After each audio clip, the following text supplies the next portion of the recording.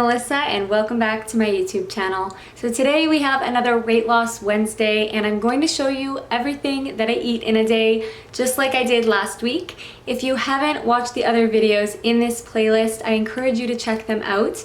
I go into more detail about calorie density, which is just the core fundamental thing that I followed, and it just made so much sense to me when I heard about it. And so if you haven't watched those videos, I will link them in the description of this video, as well as some other videos and webinars that were super helpful for me. And so if you want some more scientific information about it and some more in-depth explanations of how it works and also some cool cooking demonstrations from some people that I follow, I will link all of that in the description box of this video so you can check those out as well. Alright, so before we get into the food, I just want to share one thing. I just want to get this out, that starch is not a dirty word. This is something that is frustrating when I hear it and also confusing. There is this notion that has been perpetuated for so long that starch and potatoes, for example, are foods that are going to make people gain body fat. Now, when you eat a potato, which is very high in fiber and water, and also just weight, like it is just a heavy food. Yes, if you were to consume 2 baked potatoes and you eat that and then you step on the scale, your body weight is going to go up. You have an increased body fat, but your stomach is full with potatoes, which are a heavy food. And so I guess I can see why this concept and this idea of potatoes make people gain weight, I think I can kind of see where that comes from. Another reason that a lot of people may think that is because often when people consume starches, they are laden with fat, oils, sugar, salt, sauces, cheeses, bacon, like baked potatoes. Those are all the things that people put on their baked potatoes.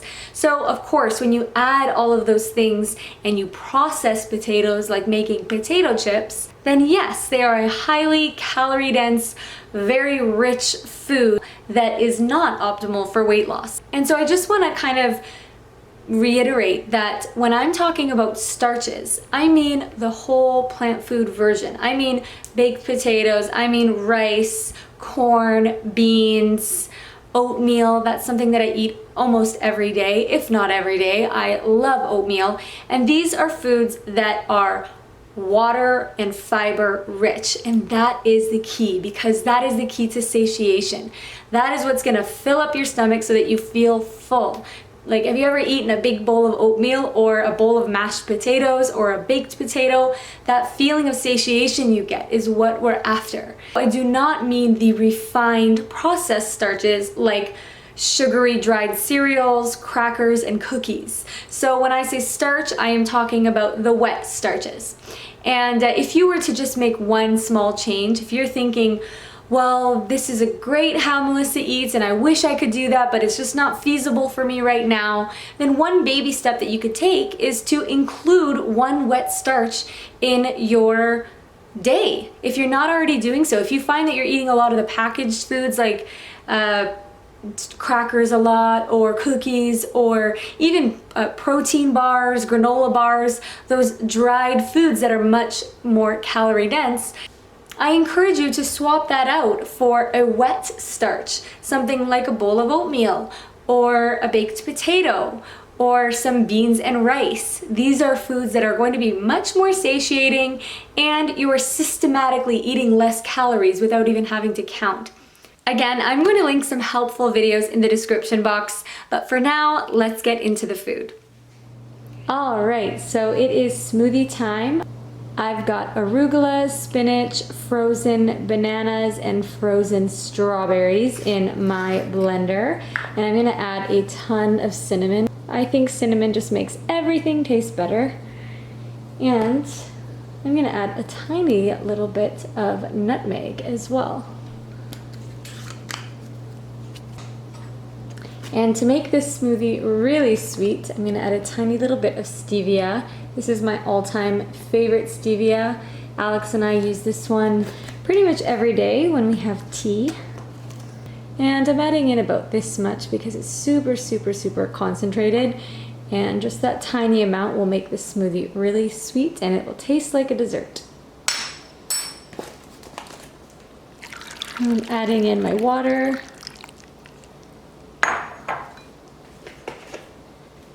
And a little bit of unsweetened soy milk.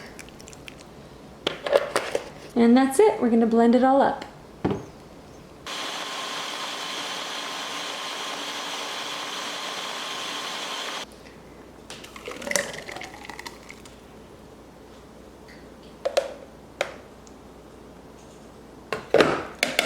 Yum, yum, yum.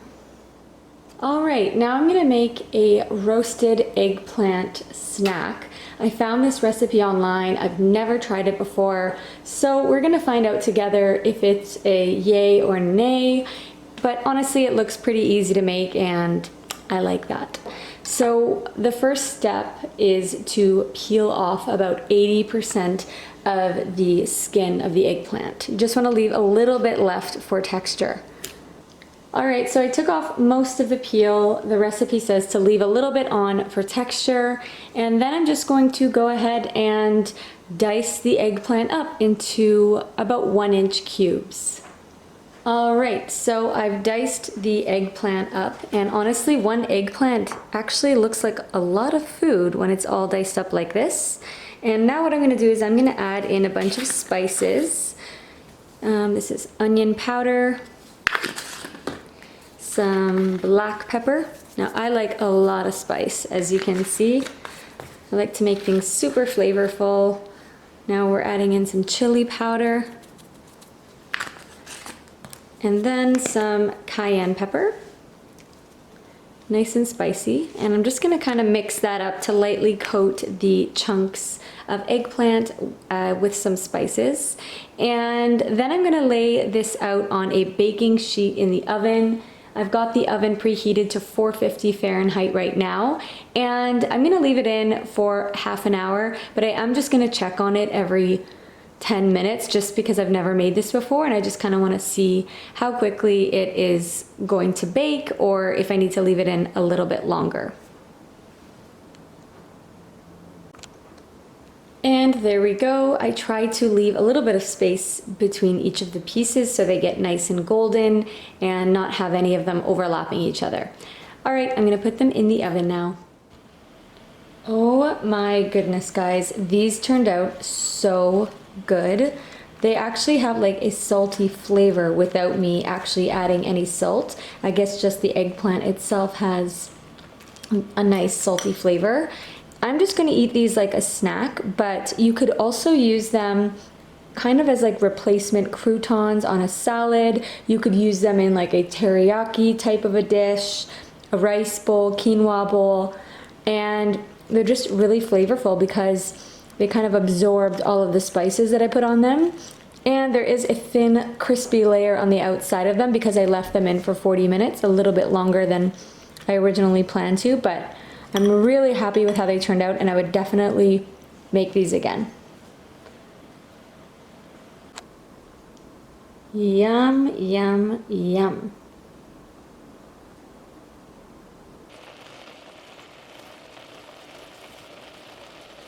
All right, guys, it is time for lunch and I'm going to show you a very typical lunch for me. I usually make some sort of variation of this at least once every few days.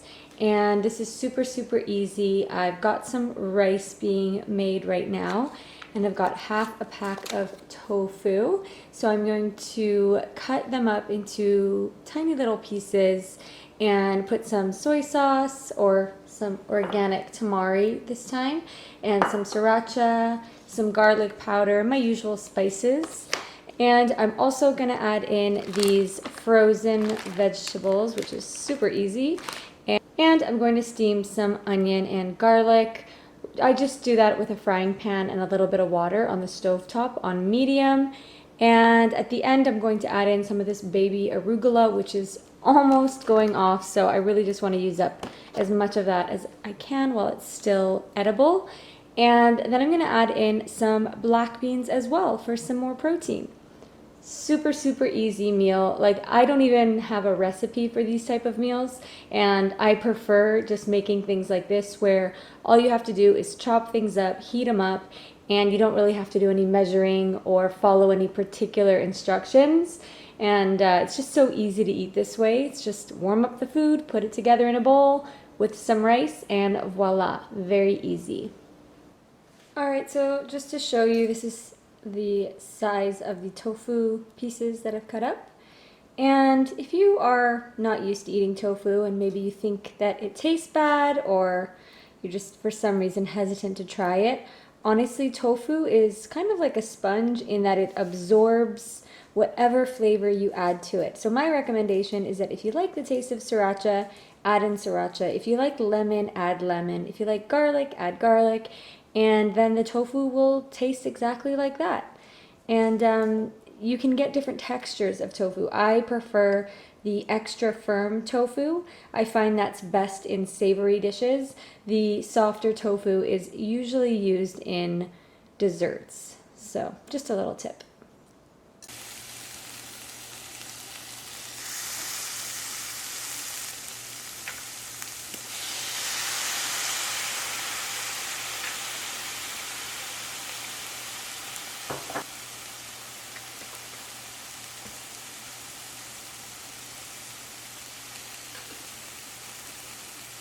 All right, it is looking good. Time to eat, but first a little more sriracha. I like everything spicy.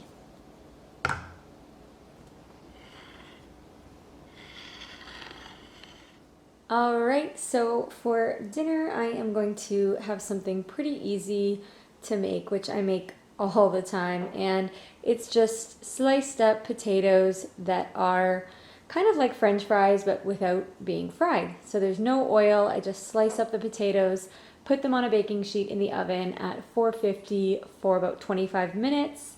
They get nice and crispy, especially if you cut them thinly. And then I'm going to make a chickpea spinach dip with some liquid smoke, which I love because it gives food that really smoky kind of hickory flavor. So I'm gonna go ahead and start making this. All right, so I've got all of the ingredients in the blender. I'm gonna go ahead and blend them all together. And as you can see, I've added in lots of spices. I have some chili flakes, some chili powder, onion powder, black pepper, and some salt. So I'm gonna go ahead and blend that up now. If I could only choose 3 meals to eat for the rest of my life, this would definitely be one of them. It is so filling and so tasty, and that's probably why I eat some variation of this meal so often. I will sometimes use lentils as the dip, or black beans or kidney beans. Today I've got chickpeas in there, and as you can see, the fries came out nice and crispy because I did slice them quite thinly. And yeah, I just can't say enough good things about this. If you haven't tried making a dish like this, I highly recommend it. So filling and just really satisfying. And this is one of my favorite teas. It just tastes like a dessert. I absolutely love it. I hope they keep making it. And something I do, I don't have any apple cider vinegar right now, but when I do, I add a little bit of apple cider vinegar and some stevia, and then I put the tea in the fridge, and it tastes like a kombucha when it's cold. It tastes really good and very tangy. So I recommend trying that if you like kombucha. It's an easy way to make something that tastes like kombucha at home. I wish you guys could smell this through the screen because it smells so good. It literally smells like a fragrant holiday candle. It smells amazing. All right, now for a sweet treat. I am having some oatmeal with frozen strawberries, and I'm gonna add some soy milk to it. This is unsweetened silk soy milk. And lots of cinnamon. Cinnamon is just one of my favorite flavors of all time. I love adding cinnamon to anything sweet. And I'm also going to be adding nutmeg. I don't put too much of this because it's really powerful. and kind of ruins it if you put too much, so just sprinkle a bit on. And I'm going to sweeten it up now with some stevia. I'm using the same stevia from before, the Enzo stevia, which I will link all of this down below.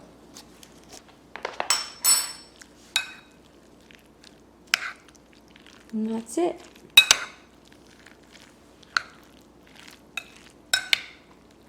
Thank you so much for watching. I hope you have an amazing day. Be sure to subscribe, follow along with this weight loss playlist, and find me on Instagram at MelissaAlexandria01. Bye.